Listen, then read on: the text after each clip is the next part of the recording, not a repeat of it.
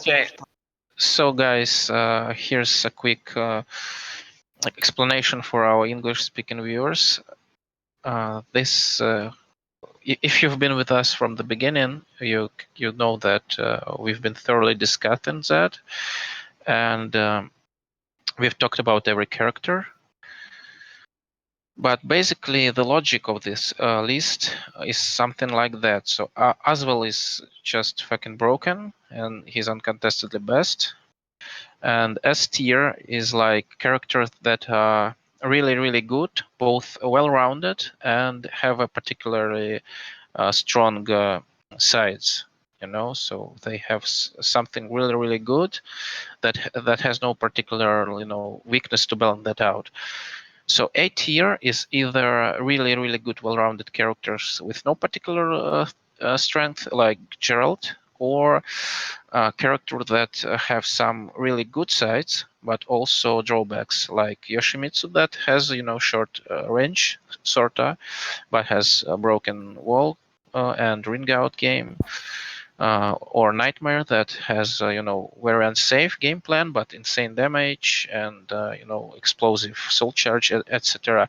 So B tier is mostly just a good character that have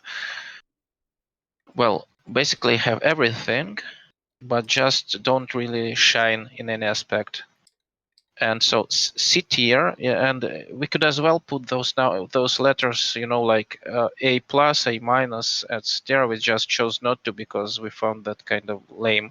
So C tier is more of a meta game character that are not really good, not because they have no capacity to be good, but they are bad because like Maxi has some really fucked up matchups, at least from our perspective.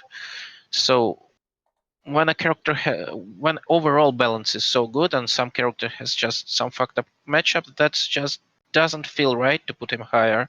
So he has to be somewhere above, somewhere low, And like Kilik, when I look at Kilik, and I think he's a pretty good character, but when you look at S tier and you imagine those characters playing against each other, I think that Kilik will be at disadvantage against all these characters, and it just doesn't make sense if you go to the tournament and you're playing like a lot of Zasalamel, Siegfrieds, Mitsurugis, Sangminas, etc. So, and Kilik will be at disadvantage in those matchups. So I think it's not because he's specifically bad, but just because you will struggle on a tournament with him.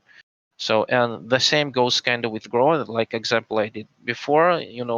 You're Grow, but you have good 6-6A, but hey, you're playing against us. Good luck.